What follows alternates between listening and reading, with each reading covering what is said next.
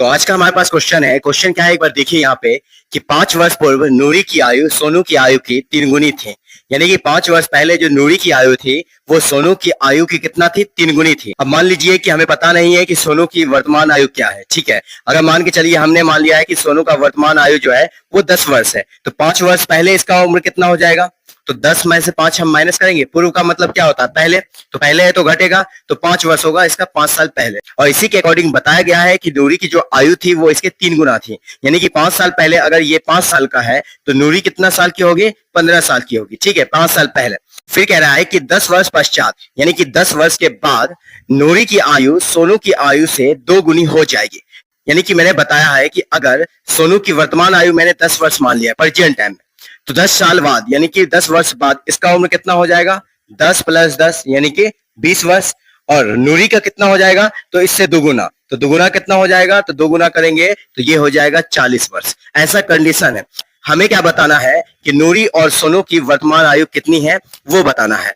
तो हमें तो पता नहीं है प्रेजेंट टाइम में इसकी वर्तमान आयु क्या है, तो हम अपना मन से क्या मानेंगे, 2 चर मान लेंगे अपना मन से अलग अलग। ठीक है, तो मान के चलिए अगर हमने सोनू का वर्तमान आयु x माना है तो नूरी का क्या मानेंगे, y मानेंगे। ठीक है, और कंडीशन 2 दिया गया है, एक 5 वर्ष पहले दिया गया है कंडीशन, और दूसरा कंडीशन है 10 वर्ष के बाद है कंडीशन। उन दोनों से हम 2 समीकरण बनाएंगे और दोनों समीकरण में से हम x y का मान फाइंड आउट कर लेंगे, तो हमें पता चल जाएगा इन दोनों की वर्तमान आयु क्या है। ठीक है, तो चलिए इसके सॉल्यूशन को हम देखते हैं। तो सॉल्यूशन में मैंने सबसे पहले क्या बताया है कि हमें पहले मानना है, क्या मानना है, दोनों की वर्तमान आयु। तो पहले हम सोनू की मान लेते हैं, तो लिखेंगे कि माना कि सोनू की वर्तमान आयु, माना कि सोनू की वर्तमान आयु क्या मान लेंगे, बराबर x वर्ष। ठीक है, तथा नूरी की वर्तमान आयु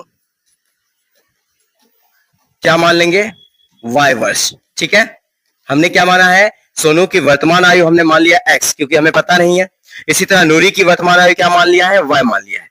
अब इसमें कहा क्या गया है, पहला कंडीशन में कि 5 वर्ष पूर्व नूरी की आयु सोनू की आयु की 3 गुनी थी। तो हम क्या करेंगे कि 5 वर्ष पहले हम इन दोनों की आयु को ले जाएंगे पीछे, है ना। तो पहले हम लिखेंगे यहाँ पे कि 5 वर्ष पहले, 5 वर्ष पहले सोनू की आयु, 5 वर्ष पहले सोनू की आयु।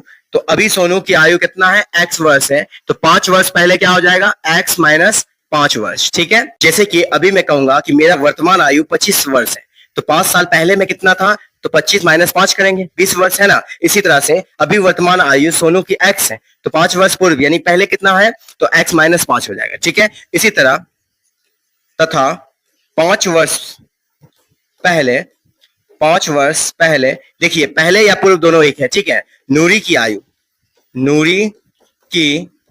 आयु कितना हो जाएगा, अभी है y, तो 5 वर्ष पहले कितना था, तो y - 5 वर्ष। ठीक है, अब हमें प्रश्न से समझना होगा, तो यहां पे लिखेंगे प्रश्न से।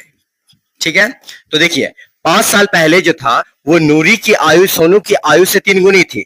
तो देखिए 5 वर्ष पहले सोनू की आयु कितना थी, तो x - 5। ठीक है, और नूरी की कितना है, तो y - 5 है। ठीक है, अब ध्यान दीजिए ये जो नूरी की आयु है ये सोनू की आयु से 3 गुनी थी। कब, 5 वर्ष पहले। तो मैंने यहाँ पे भी अभी सोनू की 5 वर्ष पहले आयु लिख दिया है, और यहाँ पे मैंने नूरी की 5 वर्ष पहले की आयु लिख दिया है। ठीक है, 3 गुना कौन है, तो नूरी की आयु। ठीक है, यहाँ पे देखिए 3 गुनी थी, किसकी आयु, नूरी की थी। तो अगर इन दोनों को मैं बराबर करूंगा तो जो कम है उसमें हम मल्टीप्लाई करेंगे 3।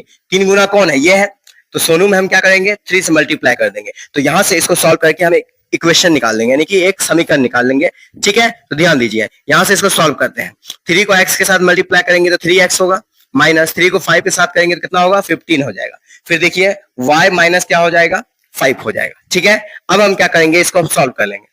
यहाँ पे ध्यान दीजिए कि 3x है, इस y को हम इधर ले आएंगे तो माइनस में हो जाएगा, इक्वल टू कितना है, -5 इधर बचा है, ये -15 उधर जाएगा तो क्या हो जाएगा, प्लस हो जाएगा। तो यहां से हमें एक समीकरण मिलेगा। ठीक है, तो 3x - y बराबर 15 में से 5 माइनस करेंगे, प्लस माइनस माइनस होता है, तो कितना आएगा, +10 आएगा। तो इससे हम क्या करेंगे, समीकरण 1 मान लेंगे। ठीक है, अब दूसरा कंडीशन समझिए। अब दूसरा कंडीशन कह रहा है कि 10 वर्ष पश्चात यानी कि 10 साल के बाद नूरी की आयु सोनू की आयु से 2 गुनी हो जाएगी। यानी कि अभी मान के चलिए सोनू की आयु कितना है, x, तो 10 वर्ष बाद कितना हो जाएगा, x + 10 वर्ष हो जाएगा। और नूरी की आयु अभी वर्तमान टाइम में y है, 10 वर्ष पश्चात कितना हो जाएगा, y प्लस 10 हो जाएगा।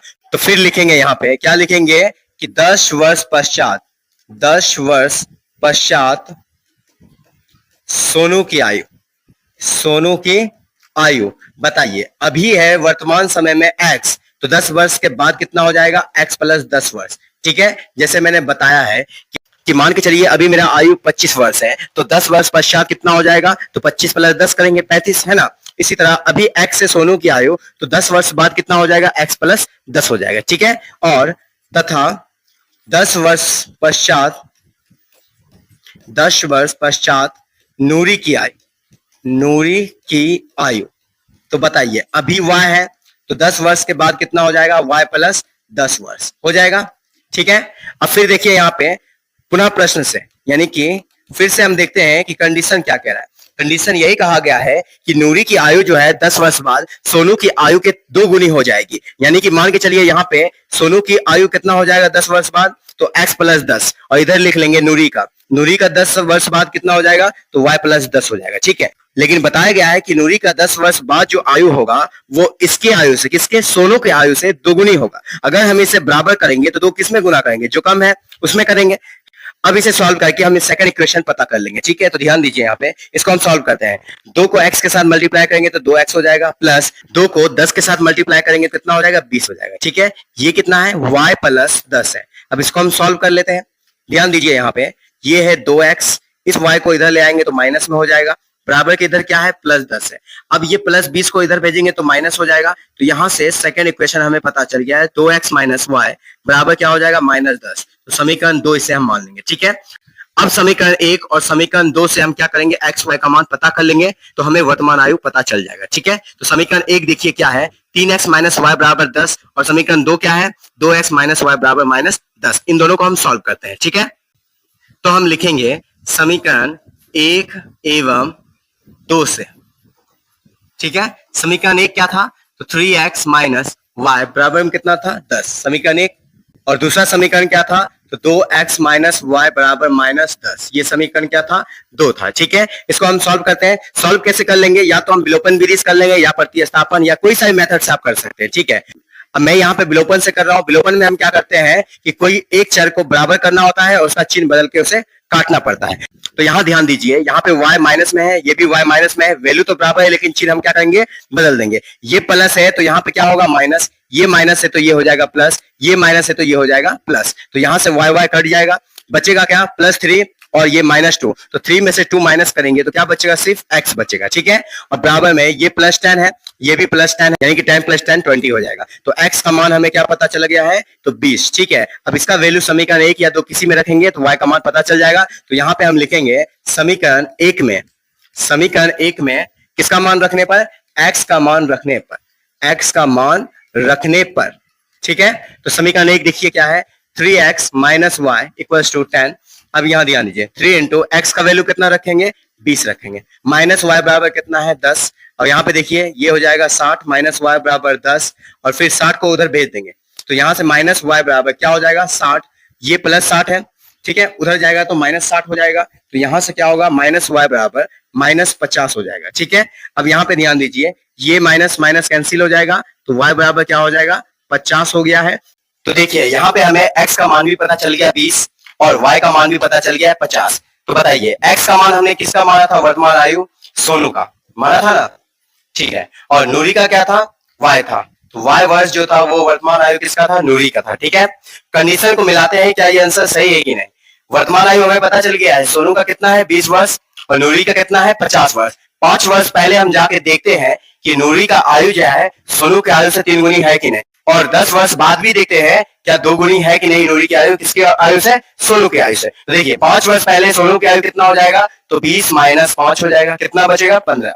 ठीक है, और इसका कितना हो जाएगा, तो 50 में से 5 माइनस करेंगे कितना होगा, 45। तो बताइए कि नूरी जो है इससे 3 गुना है कि नहीं। देखिए इसका सोनू का 5 वर्ष पहले आयु कितना था, 15 वर्ष, नूरी का देखिए 45, यानी 15 या 45, 3 गुना है।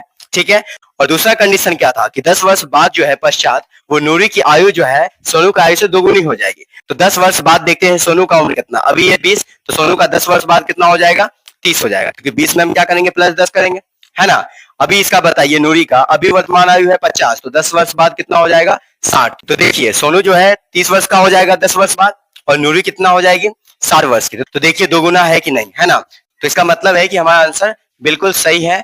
अतः करके हम लिख देंगे लास्ट में, क्या लिखेंगे, तो अतः सोनू की वर्तमान आयु, वर्तमान आयु क्या माना था हमने, x वर्ष, और x का वैल्यू कितना आया है 20, तो लिख देंगे 20 वर्ष, ठीक है। तथा नूरी की वर्तमान आयु, वर्तमान आयु क्या माना था हमने y, तो y का वैल्यू कितना आया है 50 वर्ष, और यही हमारा क्या होगा आंसर होगा, ठीक है।